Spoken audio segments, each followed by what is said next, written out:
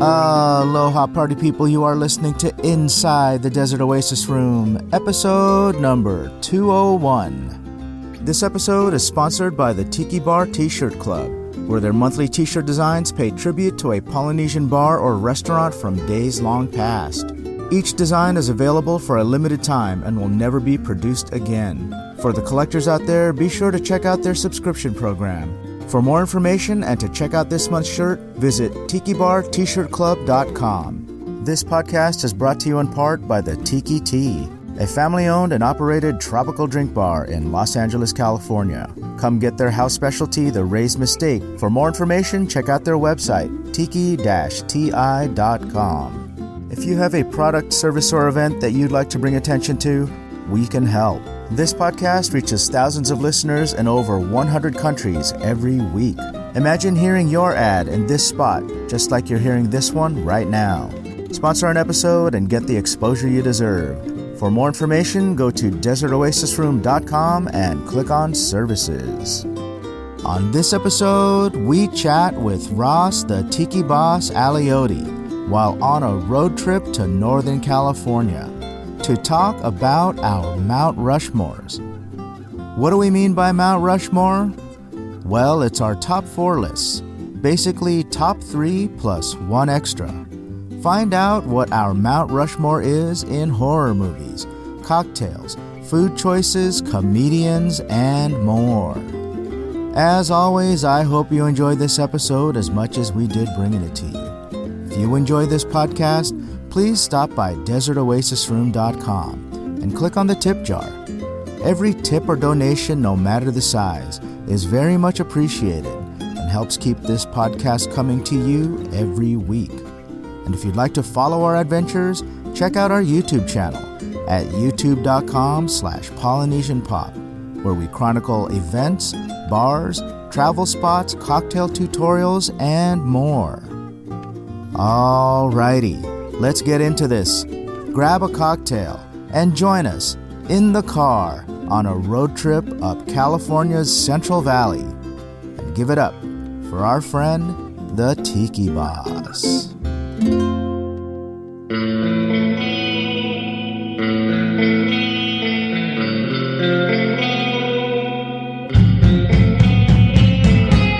Inside the Desert Oasis Room.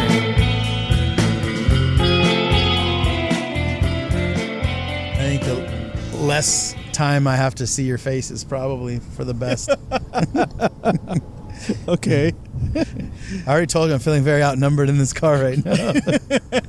I don't even know if any of this is real. You guys could be taking me somewhere to kill me. We could be some sort of Filipino sacrifice. But we don't just kill you right away. We have fun with you first. It's like some ancient proverb where you need a half Italian, half Mexican, and you've been slowly building the relationship with me to get me comfortable enough over the years. Building that trust. And you have to take him back to his place of birth, so it's a weird promise. Or it's like we have to find the half Italian, half Mexican, remove him from Arizona, take him back to his place of birth, do strange things to him, then murder him. And then murder him. Yep. You know how it works, so you got it. That's really a dark place that I just went. Speaking of dark places, I want to do what I think would be fun is a Mount Rushmore episode. And what does that mean? What does a Mount Rushmore episode mean? Our top 4, right? All right. What's your top 4? Top 4. What are the top 4? Yeah. And this is why I say, speaking of dark places, the first thing that popped into my mind, Mount Rushmore and we have all kinds of topics here, and this one, which we never pre-discussed, horror movies. What's your Mount Rushmore horror movies? Ooh, Mount Rushmore horror movies. Okay, not being a huge fan of horror, I hope I don't upset any real horror fans with my shitty thoughts, because I am a fan of films. There are some classics, though, right? Yeah, but that doesn't necessarily need to be your... So that's a good question. So are we saying, what do we consider to be like the beloved classics, even if they're not our favorites, or is this our personal? Well, you're 4. Okay. Well, Night of the Living Dead is without a doubt one of my favorite horror movies of all time. I watch it every Halloween. I just watched it recently. And I know a lot of people prefer the sequel, Day of the Dead, to the Night of the Living Dead, but I am a Night of the Living Dead fan. Oh, I like Night of the Sam Living Raimi's Dead. The Evil Dead, similar name.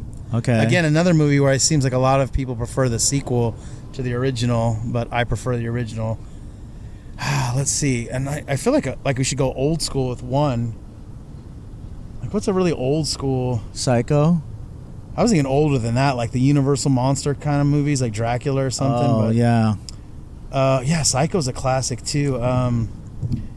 But is it in your I have to Mount throw Rushmore? a Nightmare on Elm Street up there, and again, I know that's a movie That's on my Mount Rushmore. many people might not consider a classic, but I saw that movie for the first time when I was, I want to say around, I don't know, when did it come out, like 84? I was probably like 8 or 9 years old when I saw it.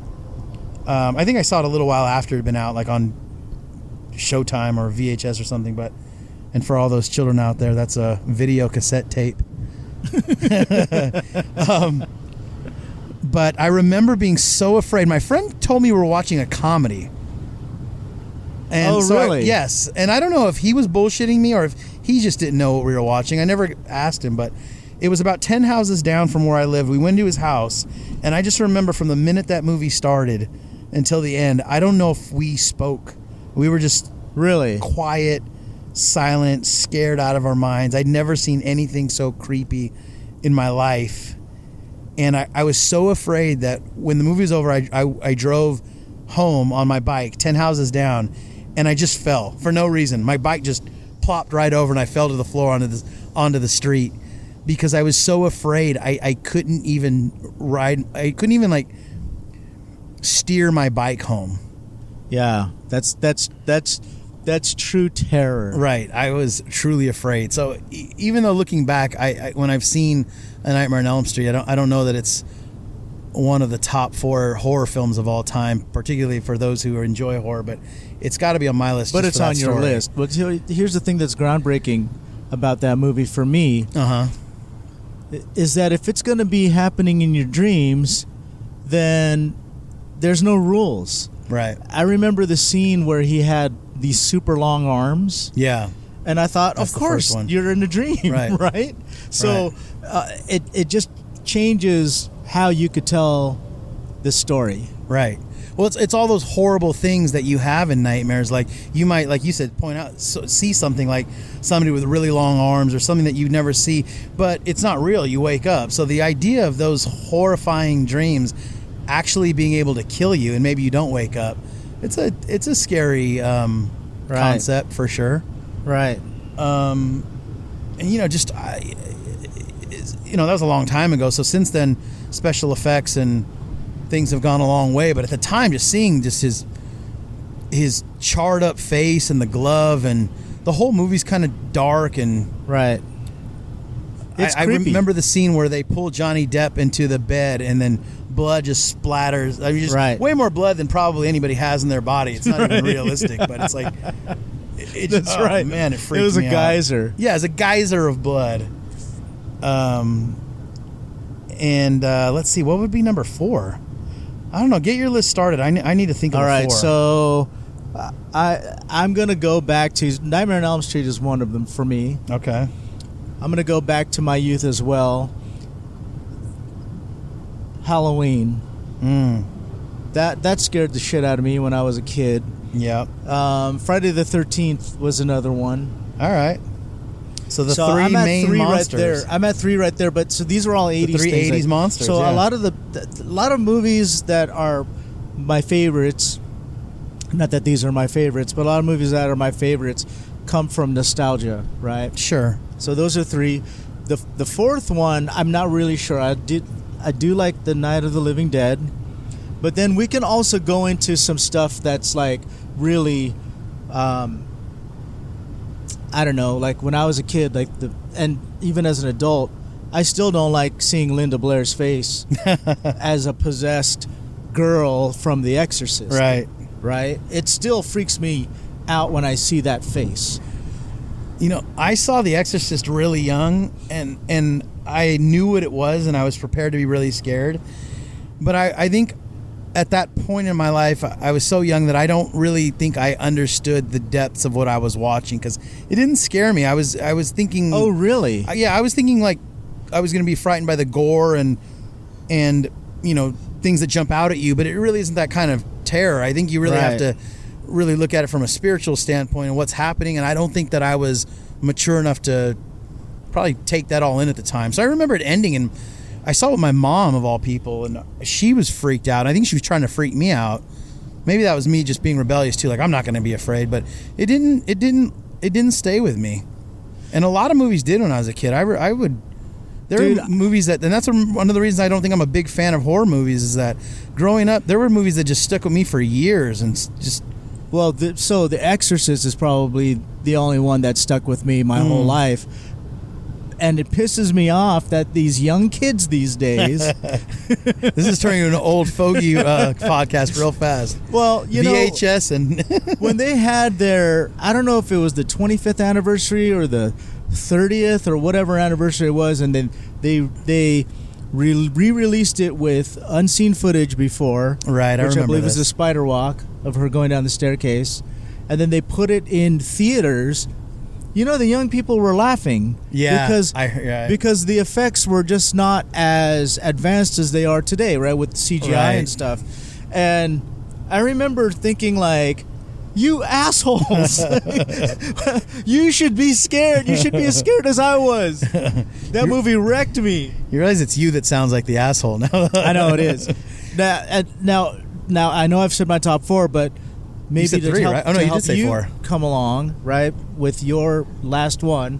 What do you think about the more current horror movies like Paranormal Experience? And then there was the Blair Witch Project, which was billed as a true story. Yeah, I feel like that kind of kicked it off, right? Like Blair Witch, I think, was made for almost nothing and made a ton of money, so I think it kicked off a lot of those newer kind of found footage films and like the paranormal movies. And then we got into a lot of like the remakes of the Japanese stuff, like The Ring and stuff like and that. Annabelle. I haven't seen a lot. I saw The Conjuring on accident. I haven't seen any of the spin-offs. I thought it was kind of cool. That's one of, again, those like jump out at you kind of movies, which keeps you at the edge of your seat. I don't love that feeling. I know some people do, of just constantly being. People like to be scared because they think it's thrilling. On the seat of your chair, knowing that any minute something's going to jump out at you.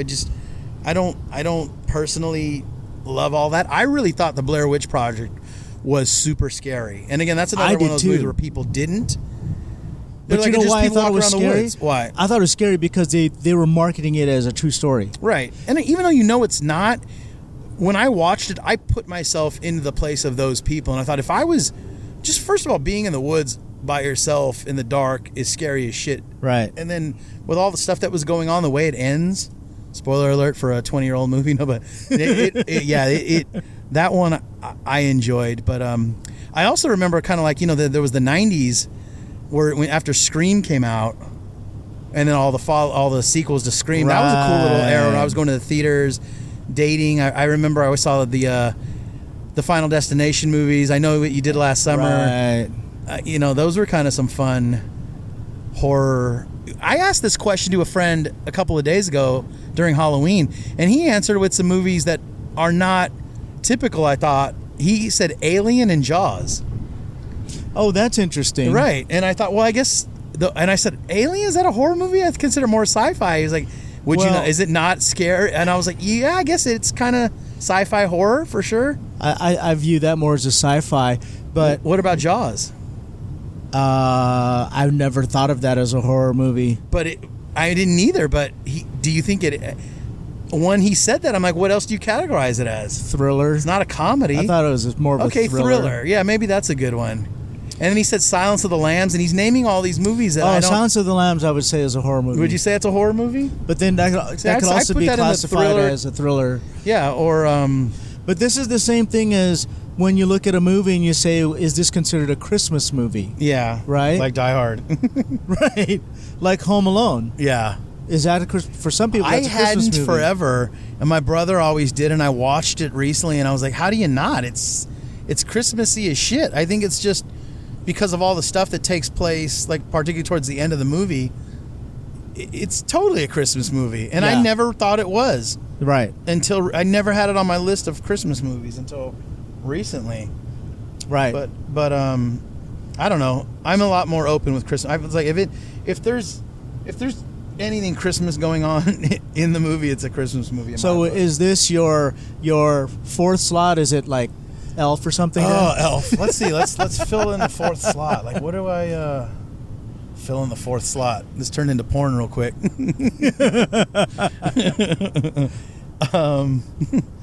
Shows you where my mind is. God, those first three came really fast, and now the porn references are not getting any better. I don't know. I can't think of a fourth one. Okay. I can't think of I know maybe something like Silence of the Lambs, if you consider that a horror film. I'd consider that a horror film. I know if I thought hard enough, I'd probably come up with one that a lot of horror movies maybe Blair Witch. That stuck with me. Yeah, okay. I'm just gonna go ahead and go with Blair Witch. So that's number 4 for you. All Yeah. right. Let's think of our other Mount Rushmores here. Okay. Along this vein. What'd you say? Along this vein? Along this vein. It's still getting weird. Along this vein, the main vein that I gotta drain. The main vein that I gotta drain. Let's talk about your Mount Rushmore of cocktails. How about cocktails? Let's do something fun. That's hard too. I'll start. Okay, yeah, you go.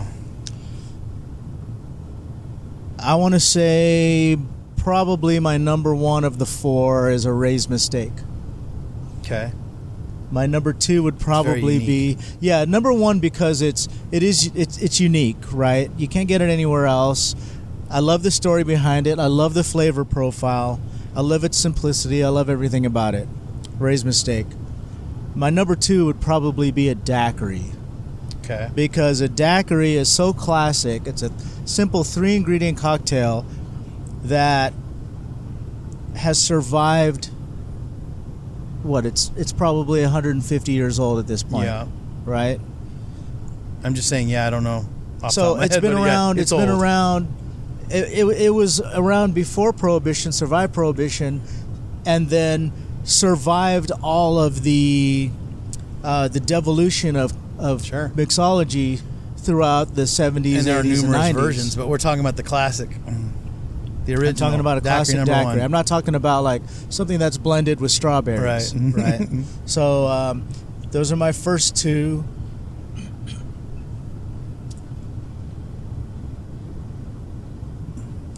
I like drinks that are very citrusy and balanced, bright. I don't know. It's hard for me to like. It really is. Like, I don't even know where to go with this one. Like, because there's a part of me that just wants to lay down like the foundational classic cocktails, but then I want to throw in something like a Jet Pilot. Or I really like the tropicals, and I keep thinking of tiki tea drinks. Yeah. Like a Puka Punch is another one. So maybe that'll be my number 3. So I've already got 2 tiki tea drinks on my Mount Rushmore. I don't think you can do that. That's against the rules. I can't do that?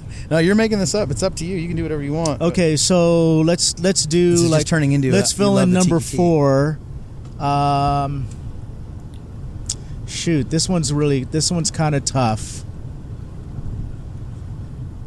I think the margarita is a classic cocktail. It's a well-balanced. Everybody loves it. It's been popular for many years for a reason. You can use a variety of different versions of that spirit or agave spirits, and it's always different, but it's always good. It's simple. Well, let's think about the categories, right? So we have our 3-ingredient drinks like the daiquiri or some kind of a mule or. Well, there are like mother sauces. There are the original. It's like 5 original cocktails. Right. The old fashioned being one of them. Old fashioned. I thought about that. What's the others? I can't even remember off the top of my head right now. Probably should have done a little bit of studying before we. And the old fashioned has got to be up there too, right? On the. It's not going to be in my top 4. Not going to be in your No. Wow. Okay. Because in the old fashioned is very spirit dependent. Yeah, you're not a real stirred Well, so forward. I like right? I have to be in the mood for it, but Right. I like bourbon, Right. and I like bourbon more than I like rum, believe it or not.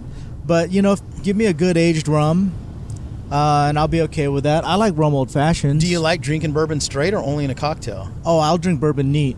Well, then if you drink bourbon neat, all really an old fashioned is bourbon neat with diluted a little bit with some bitters and A little some bit sugar. and a little bit of sugar. Yeah. But it's not in my top 4 because Okay. it wouldn't be one of my go-tos if I were deserted on an island, but I still had access to 4 cocktails and only 4 cocktails. I don't think that I would choose that as one of them. You better choose water as one of them. Ray's mistake. You Well, get believe really it or not, dehydrated. maybe so here's the thing. I've always said that I was not really much a fan of the Mai Tai, Yeah. but that's because I don't always get good Mai Tais. But if I get a really good Mai Tai, Yeah. then maybe that'll make the list, because it's a classic. It's such a classic, Okay. right? So let's see. Let's put that on the list. Let's pick one from Vic. Let's pick one from Don. What would be the Don drink? I mean, personally for me, the classic is the zombie. That's the one but I like the Jet Pilot. I've gone back and forth because the Jet Pilot, for everybody out there that knows, is essentially the same ingredients as a zombie minus the grenadine in slightly different ratios. But I think it's a little bit more approachable than the zombie. Like you're gonna have more.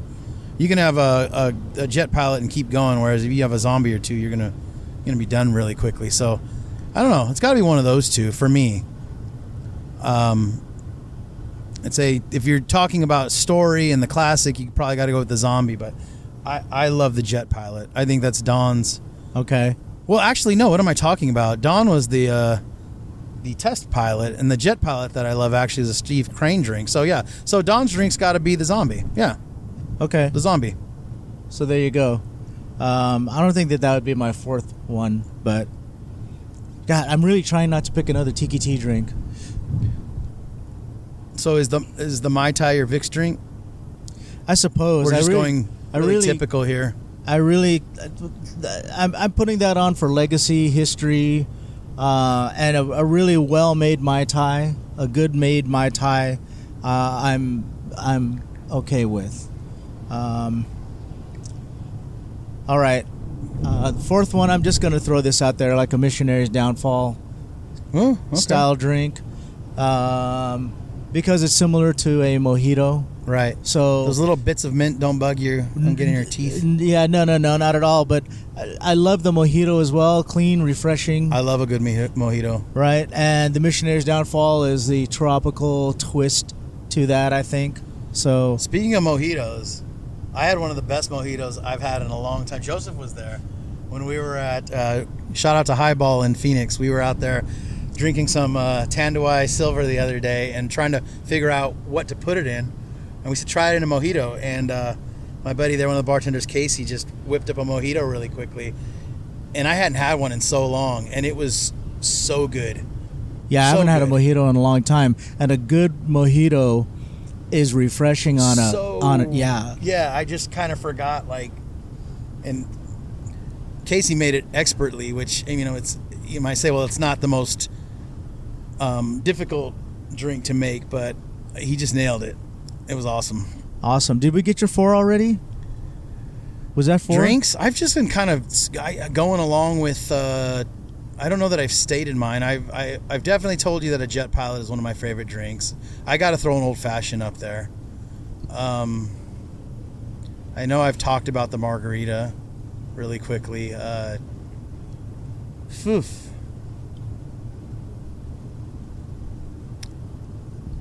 I don't Gorilla know. fart? Gorilla fart? I feel like Kamikaze? I'm drawing a blank Long on Island so iced many tea? things right now because Sex on the beach? normally it's like probably have like 10 and try to whittle it down to 4, but I can't even get to 4 right now. And also I'm on, as we're all on very little sleep right now, so my brain is not functioning at 100%. I know as soon as we end this, I'll think of all the delicious and And amazing that's how cocktails. it always works. As soon as it's over, we're That like, I love. we should have said this. We should have said that. Well, my mind's on tiki right now too because of what we're headed towards, which is a tiki event. But I know that a lot of my favorite cocktails are not necessarily tiki cocktails, but I'm just drawing a blank on what they are right now. All right. Well, we could leave it at that. So far, I'm seeing a pattern here. We have 3 horror movies, and we have 3 cocktails. I can't figure out my 4th. There's a reason why one of those heads on Mount Rushmore doesn't look like it belongs. The late edition. So 3s always work better in 3s. Seen Rocky 4? That's right. Seen Superman I will 4? break you. That was Drago was in Rocky 4. You know, I thought Rocky 4 was great until the last time I watched it. But I know there's a lot of Rocky 4 fans out there, so if you don't trust me on Rocky, Superman 4 has got to be one of the worst sequels. I never watched You've Superman never seen 4. I never Superman got 4? that far. The Quest for Peace? After I got to Superman 3 had Richard Pryor, Yeah. right? So after that, I thought, okay, that's enough. I think a lot of people felt that That's way, enough. but I loved Richard Pryor. And I was so young when I grew up. I loved that Richard Pryor version. But yeah, Superman 4 is unwatchable. Okay. Didn't watch that one.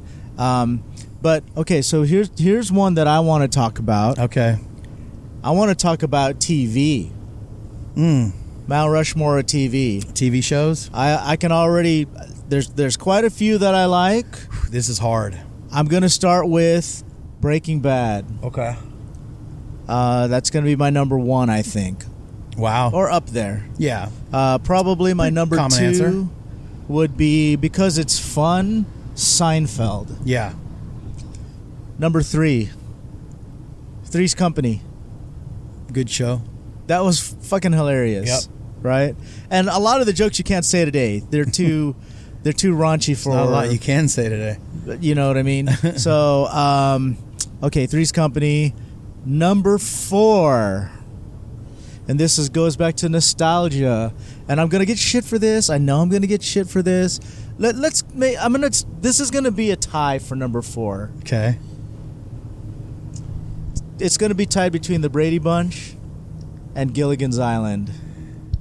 But as a tiki guy, I'll give Gilligan's Island a little bit of the nod. Anybody who knows you is not going to give you shit for any of those answers. Those are totally what you would expect from Adrian Eustaquio if you know you I know. at all. I watch dumb shit. If I just met you, I'd be like, those are kind of weird. But no, I was like, of course your favorite show is Brady. And don't get me wrong, I love Brady Bunch. I grew up, I don't think new Brady Bunches were on back then, but I grew up watching reruns of both of those shows in the morning. So I love them both, but this is the one's easy for me. Okay. So you can give me 4, not 3. I will give you 4 without right. even having to think about it too hard. The Twilight Zone, Okay. I Love Lucy, Sopranos, and Seinfeld. Those are my top 4 All right. TV shows of all time. Now, here's the thing. Yeah. We touched on this briefly before we started recording, Right. and somehow or another I got stuck on sitcoms, Uh-huh. with the exception of Breaking Bad, but it's still a series, right? Right. But I also love me a good season of MasterChef. Yeah. Me too. And Food a competition shows are my shit. Yeah, food competition shows, they are addicting to me. So maybe that'll be a good runner-up for me, MasterChef, because I love anything Gordon Ramsay. I could just rank my top 4 food competition shows. Like, All right, where are they? oof. Iron Chef? Top Chef is probably Top Chef? and which is funny is because as long as I've been watching food competition shows, I had never seen Top Chef till the pandemic, and then I think the first season is like 2004 or 5 or 6. I mean, you watch season 1, it's not even HD. It's all everybody looks young. I watched I think there's 18 seasons, something like that. I watched all of them in about, I don't know, a month and a half, 2 months during COVID. Okay. But yeah, that became one of my favorites. God, do I love MasterChef more than? Yeah, Iron Chef's got to be one of them, right? Especially the original Iron Chef. Original? Yeah, the non-American version. Okay. with Kenichi and Morimoto and what was it? I forgot the other guy, the French guy. That's 2. Yeah, it's got to be one of the Gordon Ramsay shows. I don't know if it's Master Chef or Hell's Kitchen. I got to go Hell's Kitchen. Okay. Yeah, I'd say so. Let's just because the drama and just the silliness involved in that show, and also it's been on so long. It's one of the first ones I started watching. Let me ask you: do you ever watch Robert Irvine? Yeah, I've seen all of his shows. I used to. I'm a big Food Network fan. I used to really be addicted to his stuff. Until I got really into Gordon Ramsay. Yeah. And they're just not the same level to me. No. Like Gordon Ramsay's the shit. Yeah. You don't fuck with Gordon Ramsay. No, they do different stuff for the most part, but Kitchen Nightmares, Gordon Ramsay show was very similar to Restaurant Impossible. Yeah. And Gordon Ramsay show is better, I think. But also, I don't know. They're both so formulaic, right? You know, they start off by showing how shitty everything is, and then they step in, and the owner's a hot mess, and somebody gets yelled at. They refurb the restaurant, bring the families together, and then walk away after a successful reopening. Right. And then 3 months later, the restaurant's out of business. Right. Sometimes. Right. Do you go back and look, though, when you watch those shows? I always have to pull out my phone. And because, they'll give you an update, but it's like a 3 month later update. Oh, but if I'm watching an episode that's like 2 years old, I need to know, like, okay, is this place still around? I always want to know. You got to know, right? I always want to know. You can't just turn the TV off and go on to something else. You got to... I read Yelp reviews. I'm like, okay, let's see what's going on with this place. So, lately, and I don't know how this ended up happening, a long time ago, 15 years ago or whenever it was. I think it was about 15 years ago. Yeah. I was watching To Catch a Predator, right, on Dateline. And I love that show. I love watching these, like, older guys who are trying to, like, It's hard not to get addicted to watching those. It's like a train wreck, right? Yeah. These guys are, like, throwing their lives away for some stupid... When each one's so short, what is it, like an 8-minute segment or something like that? So you could just get caught up watching, like, 7 or 9 guys. Well, here's the thing. They're all on YouTube now. Oh, man. And if you watch the uncut series, they can be like an hour long. And what it is it's all the uncut footage in addition to their interrogation and seeing them like being grilled by the cops, which is fascinating to me, right? Seeing how they try to make excuses and think that they're going to find a way out of it, But anyway, you want to hear a funny story about that before we move on to a different topic? Yes. So I work for a bank, and I'm do training for employees of the bank. And one of my peers who I used to work with, her husband was on Shut Up To Catch a Predator. Wow. As somebody that got busted. Not somebody that was on the production. So she came into work, and she was also a trainer. And just assumed that the entire class had seen the episode and started the day by telling her whole class, yes, before we need to get in here, that was my husband last night. We're staying together and we're making it work. Apparently she never seen the episode. Oh, well, that would have changed everything. He was wearing a shirt with the bank's logo on it. Oh, my God. In the episode. Wow. Wow. So if she saw the episode, I guarantee there's no working it out. I guarantee that her attitude would be completely different. He was fired from his job, had to register as a sex offender, and they moved out of state to open a church together. To open a church? Oh, my God. You can't make this stuff up. So here's the thing. This is why I brought this up. Real talk. These are the things that I look up what happened to those guys. Right. Because I want to know what happened to the rabbi that got caught, right? Or what happened to the teacher that got caught. Or the doctor, because there was a doctor that got caught too. Like, they threw away their lives, Right. The rabbi, by the way, according to an update that I saw on Reddit, he went from becoming a rabbi to becoming a light bulb salesman. I don't know. I didn't even know there's a job. Well, he's still enlightening folks. So, a light bulb salesman. Like, who's your customer? The only thing I can think of is that he's working in a distributor that's selling light bulbs to Home Depot, right?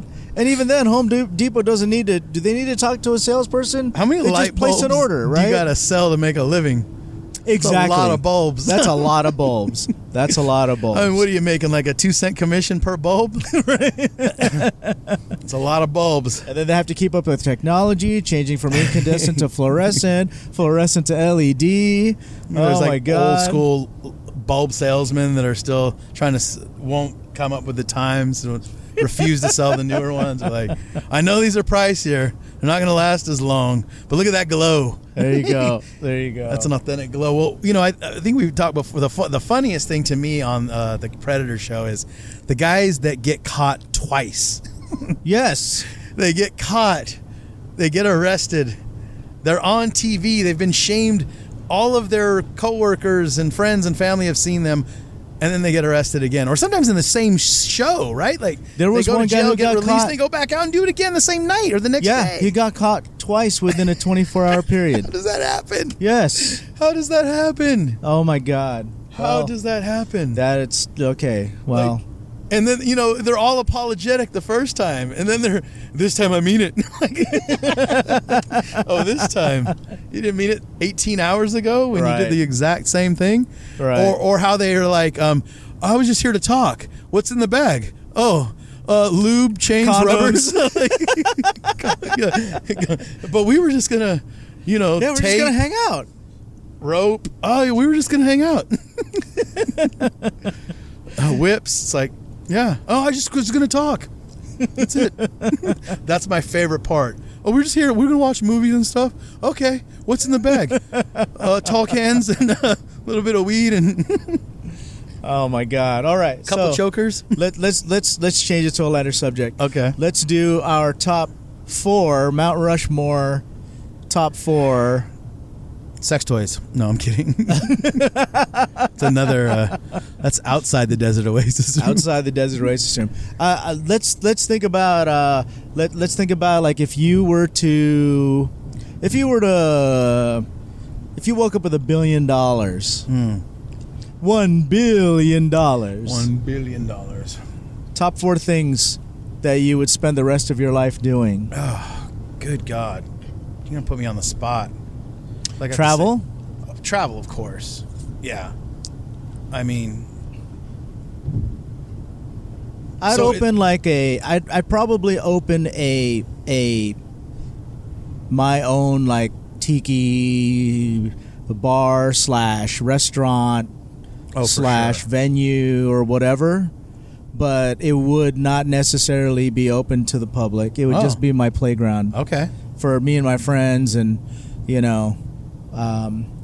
want to come over and make drinks, like I'd hire a chef. Kind of what you already have, only like on a grander scale. Hire a chef, have a drink program, the whole thing, but it's just for us. Okay. Well, I'm going to hold you enjoy. to that if you ever win this $1 billion. Yeah. So I would definitely own restaurants and bars. I think that's the only kind of people, honestly, that should. There's so few people that make money in that industry. So you'd basically still work, because then you would open businesses. Yeah, I mean, there would be somebody running them for me. I mean, I guess technically I'm going to call bullshit. I'd be the owner. You're a billionaire. I'm going to call bullshit. Why? Because $1 billion, you know how much money that is? Yeah.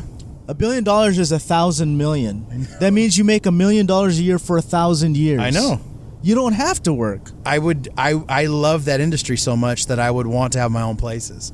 I would be very hands off. I'd own them in pretty much name only, but they'd be mine. Somebody else would be running them. I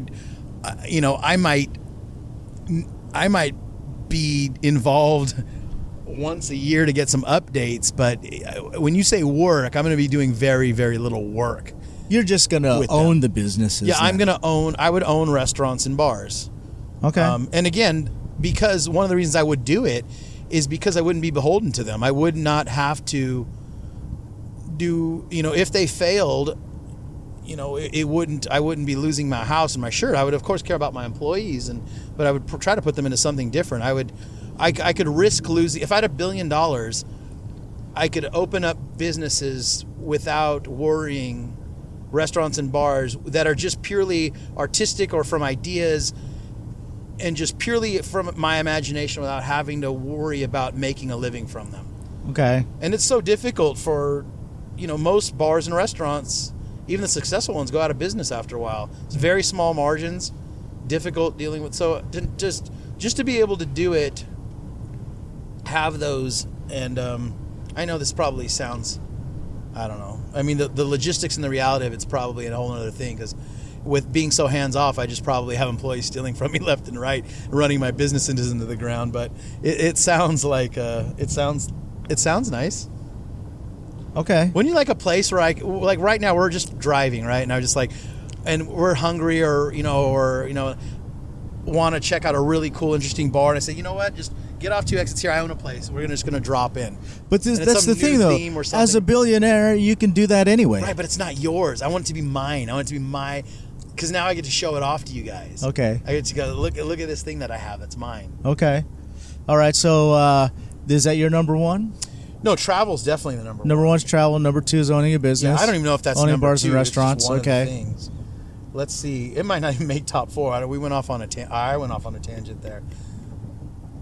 I mean, taking care of family is that too cheesy to say? That's a given. Well, you don't even need to include that, right? Because that's just, but that's time consuming, and it's also emotionally draining. It's something that you're going to do. Yeah, I think that's a given. I mean that obviously you're going to take care of yourself, right? I think that's all a given. I think just say 4 bullet points, right? So a travel is definitely on the top. Yeah. I like the owning a business kind of thing. I don't know if the bar and restaurant thing, maybe, I guess, because that's the world that we like to live in, right? Yeah. We like to go to bars. We like to eat out. It's where my passion is. Would you start in food and drink and hospitality? As somebody who collects tiki mugs, would you start some kind of a new collection? Would you collect something that you couldn't, like cars, for example? I don't know. I probably would collect something because I've always been kind of a collector. I'm not a big car guy, but maybe if I had those, that kind of money, maybe I would become. I'd probably rather collect homes than cars. It'd probably be. I'd collect homes all over the country and real too. estate, and just. I love how none of our answers involve any philanthropy. Yeah, I'm thinking about it. It's number 4. It's in there. It's in there. Right. I was getting to it, Adrian. Feed that dude on the corner of First and Main. I'm gonna help some people, as long as I get a good tax write-off. Would you volunteer time?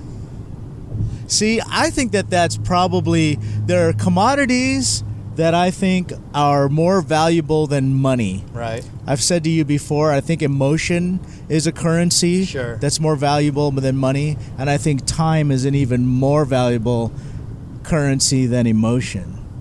So, asking me to volunteer time, if I were a billionaire, I'd probably just throw money at it. Yeah. It's very honest of you, but I'd like to say that I would have more time to volunteer since I don't have a job. But the reality is, when you're you probably would just throw money at it, right? You wouldn't enter the race to space and try to build a. Well, we talked about this. We talked about this earlier, where you're just like, yeah, buy a home warranty. Fuck yeah, I'll buy the home warranty. I don't want to fix shit. Yeah. Right. Same mentality. Just throw money at it. Same mentality.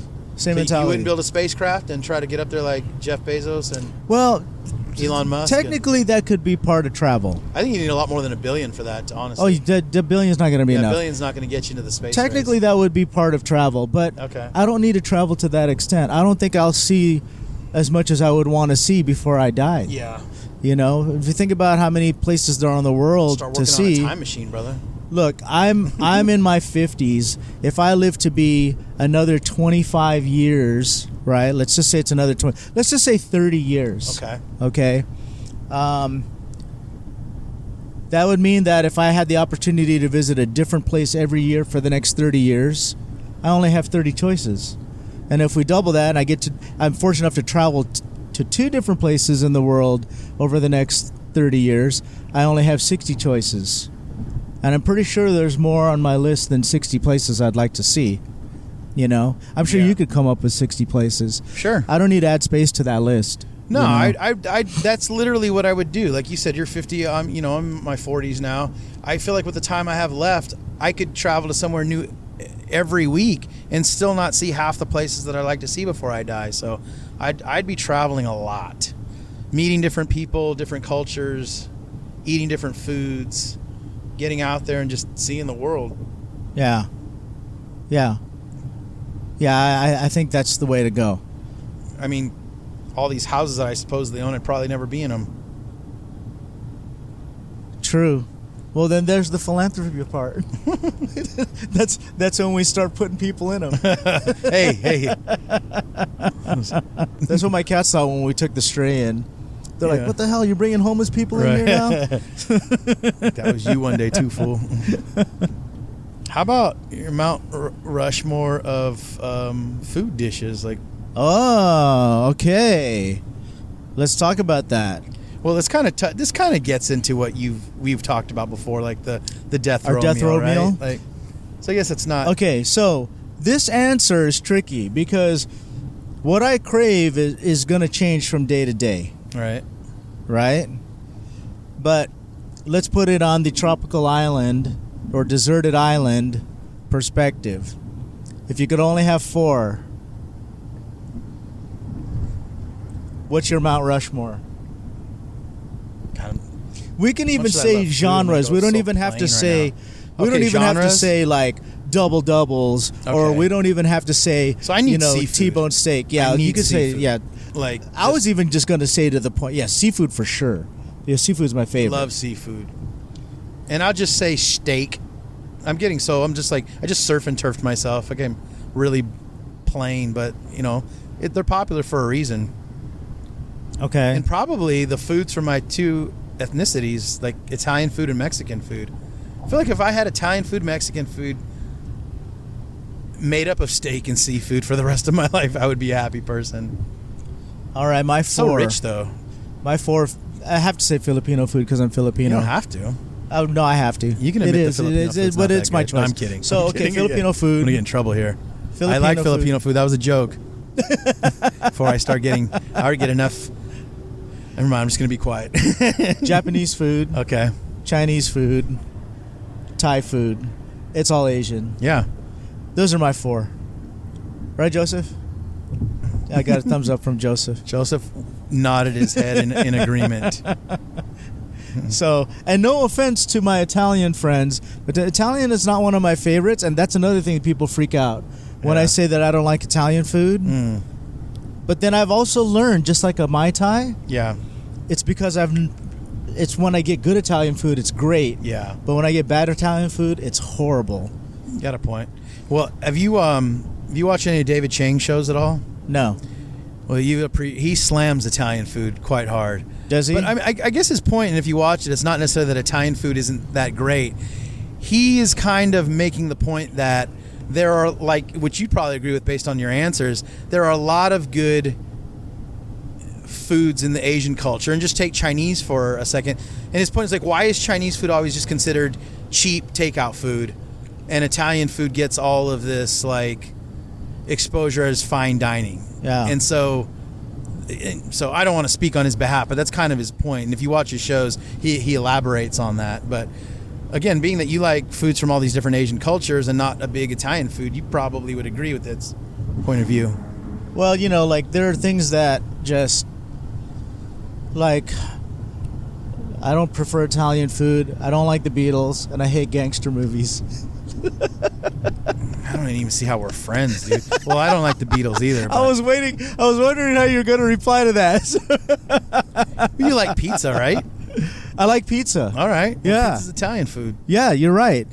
So which begs the question: when I go to an Italian restaurant, I don't really see pizza on the menu. Yeah. Well, Am I wrong about that? it depends on what kind of place that you go to. But, like, for instance, all of your chain restaurants, like your Olive Gardens and Johnny Carino's and Romano's and Carrabba's. Yeah, most of those places don't serve pizza. That's not their thing. A lot I guess of them that's have flatbreads now. That's like the new, like, hey, we're not going to serve pizza, but we'll do a real quick rustic kind of thing and call it an Italian flatbread. Flatbread, you know. It's a lot easier to do. I guess it's like when you go to a Korean restaurant. There's two kinds. Yeah.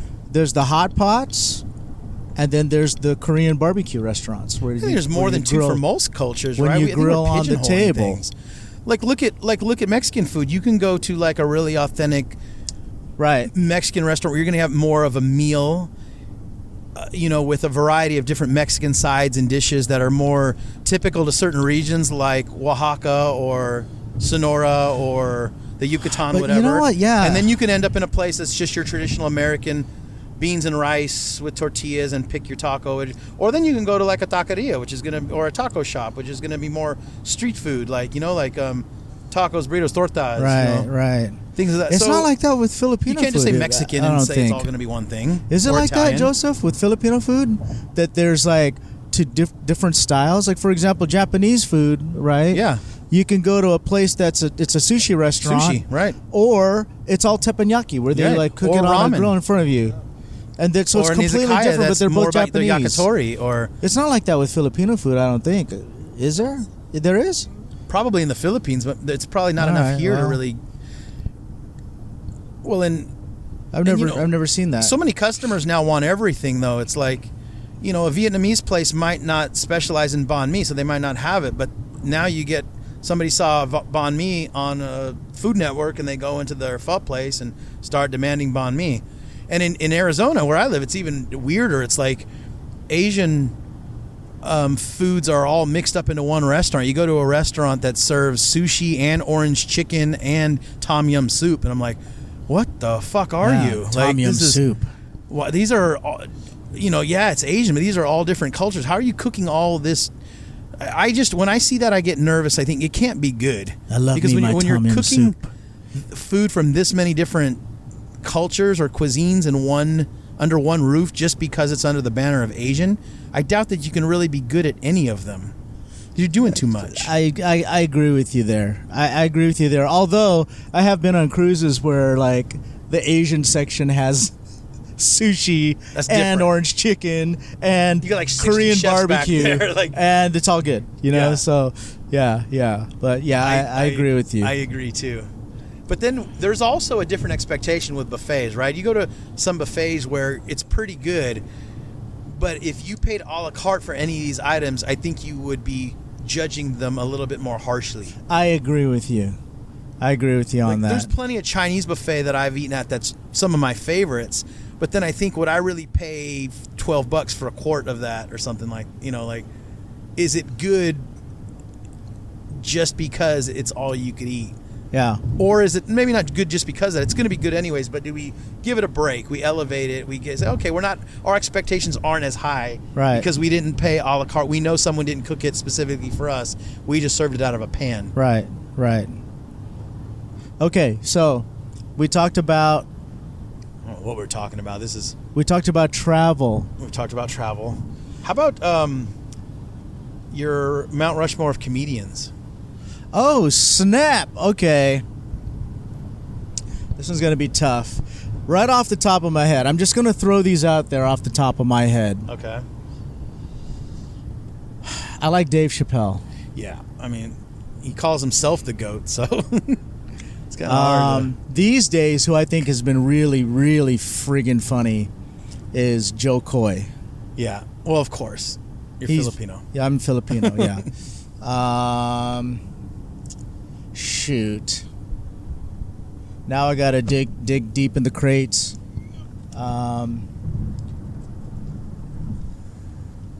Throw some names out there. I think Kinnison was pretty good. I liked Kinnison. Well, I mean, mine is pretty typical of most people enjoy comedy. I say George Carlin and Richard Pryor are both huge influences on a lot of the comedians out today, and even myself. Like when I first started watching comedy, back before Netflix gave everybody a comedy show, it was a pretty rare thing for a comedian to actually have a special. And HBO was kind of the only game in town, but there were, there was a VHS section. Again, there's my at the Blockbuster videos, Right. or more in one of the mom and pop spots. And I used to rent the Richard Pryor videos. And then I remember I've talked to my uncles that are old schooler than me. They're like, we used to listen to Cheech and Chong records. I'm like, records? I thought I was old school with my VHS. Like, guys used to sit down and listen to comedy records. Oh, I remember records. comedy records. Yeah, and there's Pryor records out there too. I have them now that I'm older and I've went back and bought some of that stuff. But yeah, for sure, Carlin and Pryor. And then I guess into today's era, I'm a big Doug Stanhope fan. I think I've talked to you. I just saw him recently. You talked to me about seen him Stanhope 5 or 6 times. And yeah, I'm not really a Stanhope I know guy. he's kind of canceled, but I still love Louis C.K. Those are probably my top 4. I like Tom Segura. I think Tom Segura is pretty fucking hilarious. Because his humor is the kind of humor that you and I... he's like the kind of guy we hang out with. Yeah, he could be the 4th seat right here, and no, my fourth seat. Much different. My 4th seat is saved for a very special person. I meant the 4th seat in the car. I mean, that's how 4th seat in the Tom car. Segura could be sitting here and just vibe with our. Yeah, Tom Segura is probably one of my favorites, especially the stuff that we talk about when we're not recording. But my favorite, my favorite. Are we on our 4? Did we get our 4 already? I got 4. Okay, so this is my 4th slot. I'm going to wrap our episode here, reaching an hour. So I'm going to wrap up our episode here with my 4th slot, the one and only Boris Hamilton. Shout out to Boris. Shout out to our boy Boris, our favorite 4th slot comedian. 4th slot comedian. Yeah, make sure he's 4th. Yeah, too. he's 4th. He just slid in there. He might even slide into the alternate if we find another 4th slot. But there we go. Shout out to our friend Boris Hamilton. Thanks for listening, everybody, to our Mount Rushmore episode. If you guys have a Mount Rushmore topic that you'd like for us to discuss or that you'd like to share, put it in the comments below and let us know. Yeah, we need better topics. And our topics weren't great, but we did what we had. Yeah, with what we're working with. Hey, we're running on fractional sleep. And I think we've been on the road longer than we slept last night. Yeah. Right? Would you absolutely. say? Oh, for sure. And we've ate lengua burritos off a truck off the side of the road. Off the side of the road in the middle of nowhere. And we're still doing a bar crawl tonight. Yep. So there we go. So thanks for listening, everybody. If you enjoyed this episode, give us a like. And, we have a YouTube channel, too. If you want to follow our adventures, youtube.com/PolynesianPop. Check out our website, desertoasisroom.com, for previous episodes. And until next time, cheers and aloha. Cheers, aloha.